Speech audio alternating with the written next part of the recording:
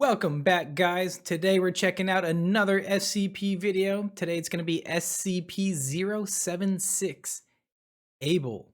Now, we did Cain already from a different website. Today we're going to do Able from the SCP Explained series. So let's go ahead and learn about Cain's brother in the SCP universe. In the mid-1800s, a group of archaeologists from England embarked on an expedition to Mongolia. The expedition was headed by Jonathan Davis, his long-term research partner Jason Porter, and their assistant Marvin Thomas. With them, they brought a ship, all the necessary equipment, and a team of 10 workers to aid with the dig and the transportation of any relics back to the British Isles. There they found a number of historically significant artifacts, one of which was described in Davis's journal as a most marvelous discovery, the likes of which the world has never known. It will surely be regarded as the crown jewel of our findings, and I delight at the thought of what ancient secrets it may allow us to uncover. Unfortunately for him, he would never get to find out. When the ship arrived back on the shores of England, those waiting for its return discovered that every single man on board was dead. Their mangled bodies littered the deck of the ship, and Jonathan Davis's head had been torn clean off. Whatever had killed them was far stronger than all 13 men combined. Given the unusual circumstances of these deaths, the artifacts were seized by the Oddities Occult and Paranormal Society, or OOPS, one of the many groups started by stuffy English gentlemen of that era that mainly functioned as a glorified cabinet of curiosity. The Oddities Occult and Paranormal Society, or Oops. Oops. All right. And placed in their inner sanctum. The largest and most impressive of these was a large black stone cube, covered with strange symbols, which they displayed prominently for several years, until one day, the same dark force that killed those archaeologists on their own ship stirred once more. Something escaped from within the stone, killing everyone present in the inner sanctum, and leaving a trail of more bodies in its wake until eventually it was apprehended by the SCP Foundation, placed in containment, and designated SCP-076. SCP-076 consists of two separate components, a stone cube, SCP-076-1, and the humanoid contained inside of the cube, or SCP-076-2. SCP-076. All right. So already we can see that Able is certainly basically diametrically opposed to his brother Cain, as where Cain seems to be a pacifist, someone who's kind, someone who doesn't want to hurt people or seemingly do anything violent, as where, I mean, they haven't told us Able killed those people, but Able killed those people. So Able seems like a psychopath, just a mad murderer. And he's kept in a cube, and from the looks of it, it has cuneiform engravings on it, which means this block is super old, because I think cuneiform was one of the earliest methods of writing in human history. So let's see. 6-1 is a 3-meter cube of black metamorphic stone, covered in patterned engravings that have not been matched to any known civilization. Analysis via radioisotope suggests that the cube is at least 10,000 years old. Well, they say it hasn't been matched, but there's cuneiform letters or symbols in there. There's no question about it. Old, though an exact date of origin could not be determined. There is a door on one side, sealed with a lock surrounded by 20 smaller locks, all arranged in a circular pattern. The Foundation has not been able to locate any of the keys, and therefore is unable to lock the door. This is unfortunate, given the nature of the figure that lurks inside the cube, chained inside of a stone coffin. This is the resting place of SCP-076-2, also known as Able. Able is a humanoid male who appears to be in his late 20s, with black hair, gray eyes, and olive skin. In spite of his youthful appearance, his age is estimated to be around the same as the cube that holds him. His body is covered in tattoos, depicting various occult icons and images of demonic faces, not Okay. uncommon for warrior castes of old. When he is encased in his coffin, within his stone prison, Able is technically dead and registers no vital signs of any kind. However, he does not stay dead. On an occasional basis, with no apparent cause, he will wake up and reanimate. Once he is awake and aware, he will attempt to leave the cube by any means necessary. If he manages to escape, he will look for the nearest human being and attempt to kill them. Once he has latched onto a target, he will enter a rage state that will not stop until he is killed. Though, as his anomalous nature implies, this death is never permanent, and he will always awaken again eventually. Terminating Able in order to stop one of his rampages is often difficult, as he possesses strength and durability far beyond the capabilities of an ordinary man. He has superhuman power and speed, and though his physical body can be damaged, he does not appear to respond to pain, and continues to fight through extreme injuries that would take most targets down. During his time in Foundation custody, he has displayed the following abilities. Over the course of 4 minutes, while trying to attack a research assistant that happened to cross into his line of sight moments before, he ripped through a reinforced steel security door with his bare hands, What? breaking the steel apart as if it were layers of tinfoil. During another incident, he With was his able to bare run a hands? distance of 64 meters in under 3 seconds to catch up to an armored van filled with Foundation guards. While security staff attempted to neutralize him during the same incident, he took several .50 caliber rounds to the head and continued to move and kill for several minutes after, in spite of having literal holes in his head and missing portions of vital brain matter. During another escape, he got a hold of a piece of steel rebar which he used to swat bullets from handguns and assault rifles out of the air, like he was batting a ball with a tennis racket. During another attempted escape after killing half a dozen D-classes along the way, Foundation staff were eventually able to trap the entity in a vat of water, sealing the top where he tread water furiously for an hour before eventually suffocating.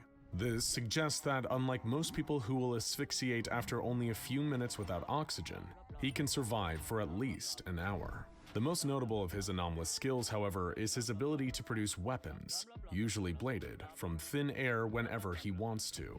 Slowed down security footage has shown that he does this by pulling the weapons out of a tiny rift in space, a portal to another dimension of some kind. It is unsure where this portal leads. All right. Yeah, so Abel's pretty beastly, man. He can manifest weapons out of thin air, can take incredible amounts of damage and still function. However, he can be killed. He can be put down. It's just really hard to do. Man, uh Abel is Abel's no joke. To, or how Able accesses it, but it appears to function as his own personal armory, stocked with an endless supply of black, non-reflected bladed weapons, which vanish as soon as they leave his grasp. Though it is difficult and often dangerous to do so, Able can, in fact, be killed.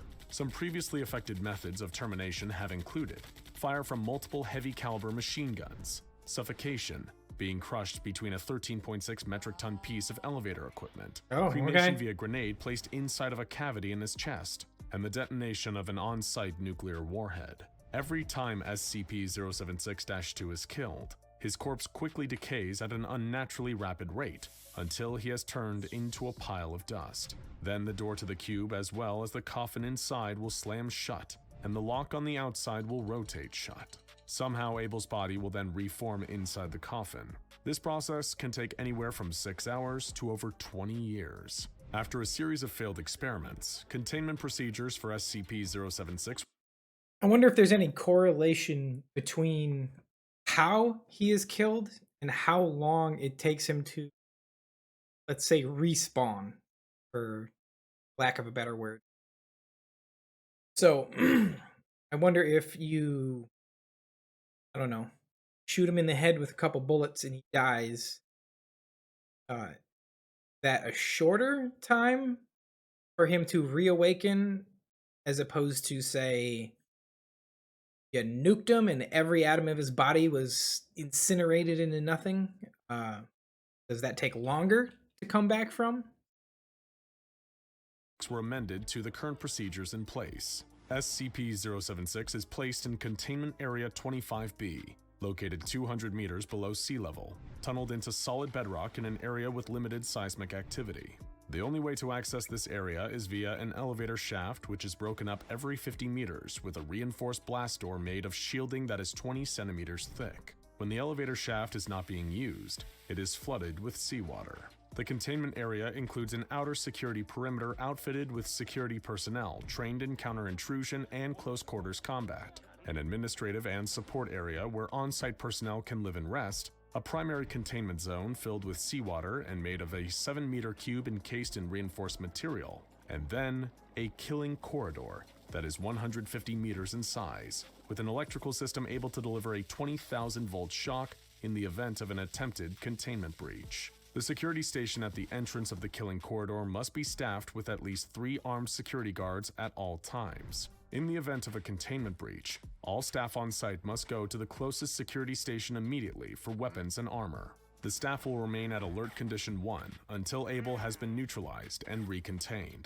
If 90 minutes pass after a full breach without the order to stand down being given, the entire facility will be flooded with seawater, and the access shaft will be sealed for 24 hours. This is considered an extreme measure, as it will kill any site staff present, but desperate times call for desperate measures. After the containment procedures were amended and file updated, Dr. Redacted submitted a complaint to Director Maria Jones. I mean, that sounds like a pretty solid method of containment. It's completely underground, underwater, in there's only one way in or out, which is through an elevator shaft. It gets flooded if it's not in use. And there's all kinds of traps. It seems like, because if he can be killed, if he can sustain damage from regular weapons and be killed by conventional means, especially through drowning, then this should be a fairly safe way to contain. I say safe, not safe for the people inside the containment with him, but it should be a solid way to keep him contained, I would think, because while he has shown to be able to rip apart reinforced steel doors with his bare hands, uh, you know, getting through what they put up is going to be challenging, especially given the fact that he only has an hour and a half to get it done, and that's with people trying to stop him. Head of Record Keeping and Information Security Administration. The correspondence reads as follows. I have to go on record as saying that I seriously object to the proposed revisions of the SCP-076 Special Containment Procedures file. I know that Redact All Important Stuff already claims it as a security risk, but you and I both know it's just top brass trying to sweep their biggest and most embarrassing mistake ever under the rug. Omega-7 happened. It existed. Those people died because you screwed up. And you can't change that, no matter how hard you tried to hide it. For God's sake, man, those people guarding him deserve to know exactly what he is and what he did. What we did. How we screwed up. So they'll know better. So what was Omega-7? What could have possibly constituted one of the Foundation's worst, greatest, most humiliating mistakes ever? Following the death of an agent, whose identity has been redacted, who had managed to best Able several times in combat, the Foundation became aware of an intriguing possibility. Whenever Able encountered the rare individual he perceived as superior or at least equal to him in combat, his uncontrollable rage would subside, and he would develop a kind of respect. When Able learned of the Yo, that's actually really cool. So there's a regular, normal human guard that works for the SCP Foundation that was able to beat Able in one-on-one combat more than one time. Who is this guy, and where is his gigantic promotion and pay raise? I mean, that's pretty cool. So when Able sees someone that's he believes is his equivalent or his better, chills out a little bit. So Okay, so there is a way to handle him. The man's death, he calmed down and was coherent enough to interview. He was distressed at the death, which had occurred as collateral damage in an airstrike intended to contain another SCP. He explained his feelings on the subject. A man like that deserves to die in combat, so close to his opponent he can feel his breath. Not in some destruction ordered by cowardly kings and princes safe in their palaces. The rest of you, you disgust me. I don't even have the urge to strike you down. After this interview, the researcher who conducted it recommended that the Foundation attempt to find a way to work with Able and somehow militarize him in accordance with the Boe Commission's desire to use SCP objects for tactical purposes. A mobile task force was proposed, referred to as Omega-7, or by its nickname, Pandora's. I'm gonna say this seems like it has the makings of trouble. Because he seems like the kind of guy who might, you might be able to convince him, like, hey, Abel, we have some very worthy opponents for you to face. And he might be like, okay, cool, let's do it. But on the flip side, if he kills them and he thinks that they aren't worthy opponents and you wasted his time, might come after you. Box. Task Force Omega-7 was to consist of between 10 and 20 field agents, split up into teams of 3 and 5 people each. Members of these teams have selected a roster of highly qualified field agents, and chosen by Able himself. Their purpose would be to provide support to him during— Okay, I guess that helps a little bit. Able himself is the one that chooses who goes with him. Okay. high-risk fieldwork and combat-based situations. Able was outfitted with a device attached to his neck that, if it was triggered or interfered with in any way, would detonate and destroy his spinal cord, trachea, and the major blood vessels of his neck, killing him instantly. A tracking device was also attached to Able, in order to keep the Foundation informed of his whereabouts at all times. Able was instructed to refrain from any unnecessary killing or violence, and only attack when ordered to. This operation was off to a bit of a rocky start, and the head researcher in charge of it added this addendum to the initial project proposal. For God's sake, find these guys something to do. Abel's getting bored and he's starting putting his team through live fire exercises. They get bullets, he gets training weapons. Have you ever seen someone break a man's jaw using a Nerf sword? He's not gonna stop until someone gets killed. Oh, man. Indeed, Able was getting restless, and the Foundation needed to find a way to keep him busy, until he could be occupied with bloodier pursuits. This project report was submitted regarding Able's activities. In light of SCP-076-2's proficient use of the Sumerian language, researchers have asked it to translate several documents. While it originally replied with disinterest, it has translated some of the documents it found worthy of its attention. Most of the documents chosen by SCP-076-2 were regarding battles or legendary heroes. Yeah, I bet. He's not going to want to translate.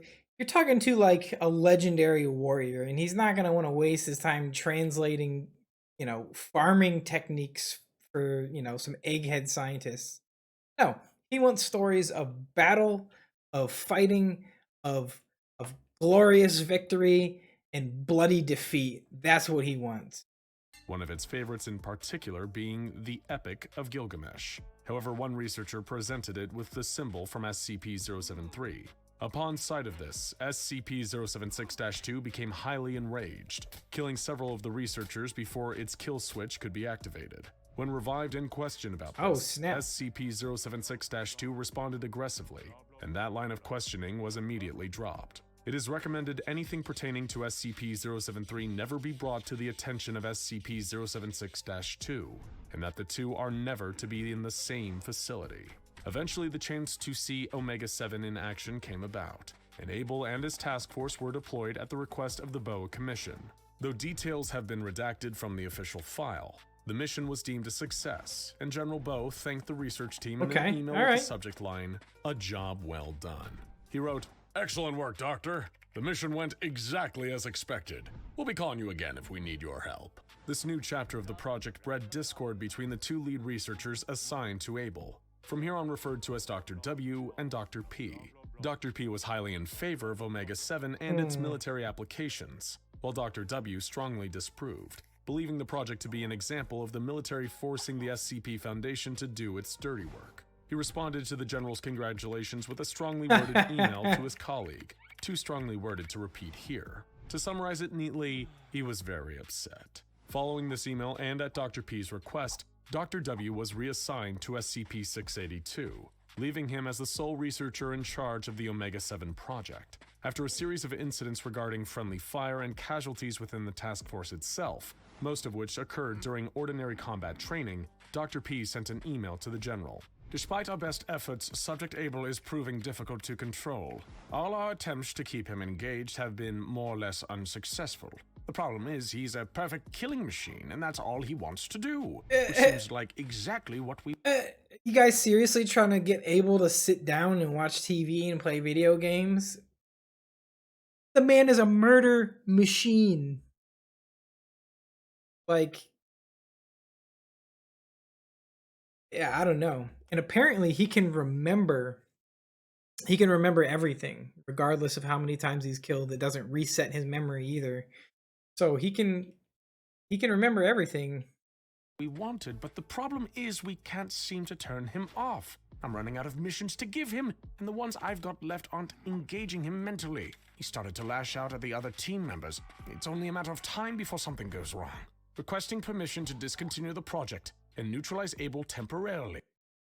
You know, if he always rematerializes inside his stone cube and the SCP Foundation has his stone cube, couldn't they just use Able as a weapon against their enemies?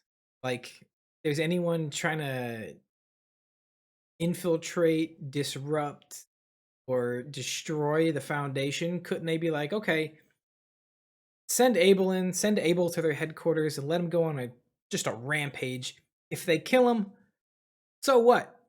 He'll reappear back in the box. We have the box, so we can just wait for him to reform, send him out again. Every time he wakes up, send him out, let him fight our enemies until all our enemies are dead.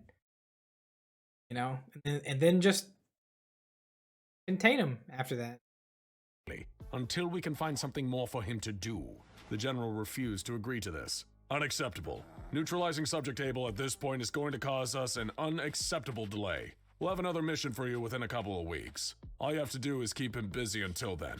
Send him on vacation or something. A couple weeks? Dr. P was stunned by this response and unsure how to proceed. Not only was there nowhere safe to send Able on vacation, short of firing him into the furthest recesses of outer space where he could not hurt anyone, he was simply not a man interested in leisure, rest, or vacation as a concept. They had let the tiger out of its cage, and now all it wanted to do was shred, bite, and kill. He tried to keep Able occupied, burning through D-Class on a daily basis that he could use as human practice dummies, but eventually Able's craving for a challenge became too strong. So, for the most part, when it comes to D-Class personnel, you know, I get it. They use them as disposable test subjects. But and to a certain degree I can understand that, right? I mean, I guess to fully understand some of these SCPs, you have to see how they interact with people. But in this particular case, they're literally letting Able kill people for fun, not even for any kind of scientific research, just for fun, for practice. That seems a little wasteful. That seems, I mean that's just ethically undefendable. Like, some of the other stuff you could argue there's reasons for it, but this, even if they're D classes, I mean, you're literally just killing people for fun, for practice. That's a little much. An automated alert went out to the staff on the site where Able was contained, signaling the start of a state of emergency. SCP-076-2 has disabled the explosive collar failsafe and gone out of control. All staff to high alert. further requests as events warrant. There is no surviving security footage from this incident, and there are no witnesses to recount what happened next. Here is what we know for sure. Sometime after Able escaped from his explosive collar, Containment Area 25 began a 10-minute countdown for its on-site nuclear warhead. No staff were able to successfully evacuate before the warhead detonated, reducing the site to rubble. Site 67 and 68 activated FEMA protocol and secured the location. Meanwhile, the stone coffin sealed itself again. The lock clicked shut, and Able began to rebuild from almost nothing. Ashes to ashes, as they say, and dust to dust. Following this, a revised psychological profile of the entity was submitted. SCP-076-2 either possesses a mind constructed much differently than our own, or is completely insane, with little empathy or ideas in the way that we would understand it. Concepts such as sex, love, and equality are completely foreign ideas to SCP-076-2, or at least in comparison to its way of viewing them. Subject has shown that it is completely disinterested in sex, barely differentiating between genders except as a form of visual identification. Also, while subject seems to greatly enjoy the act of killing, causing pain, either emotionally or physically, holds no attraction to it. Intelligence tests have been wildly inconclusive when applied to SCP-076-2, and no accurate result has yet been obtained. This is due to the fact that no communication is possible with the subject when in its rage state. Subject displays knowledge of several languages, including English, but most notable is its knowledge of several dialects of Ancient Sumerian, which seems to be its preferred language. Makes sense. SCP-076 has nothing but contempt for human beings and will kill them on sight. No communication is to be attempted with the subject. Now go check out SCP-001 Dark Truth about the O5 count. Okay. So that was Able. He is completely opposite his brother Cain in the fact that he is just a murder machine. Now, I know they said that Cain and Able are never to be in the same facility together, but I'm curious, have they? Have they ever met? Is there an encounter between the two of them? Uh Man, I don't know. I don't know.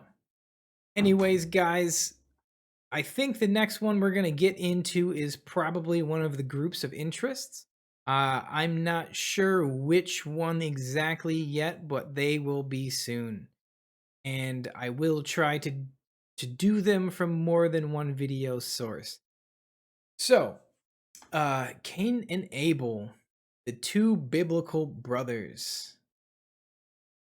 It's kind of neat. He's a mass murdering murder machine that is, you know, kind of quasi superhuman in his strength and whatnot. But I do find it pretty interesting that can be killed, so he can be taken out and contained, even if he resurrects. Um, and the fact that he can be talked to, he can calm him down, and he does have respect for people that he sees as his equal or people that are great warriors or fighters. So that's pretty cool. There is more than one side to him than just murder all the time. That is kind of cool. Still have a question about Cain though. Where did he get all those cybernetic augmentations? Don't know. If you enjoyed the video, guys, please like, subscribe, and as always, comment down below. Let me know the next SCP I should do, the next group of interest you want to see, something along those lines. And until next time, guys, thanks for watching.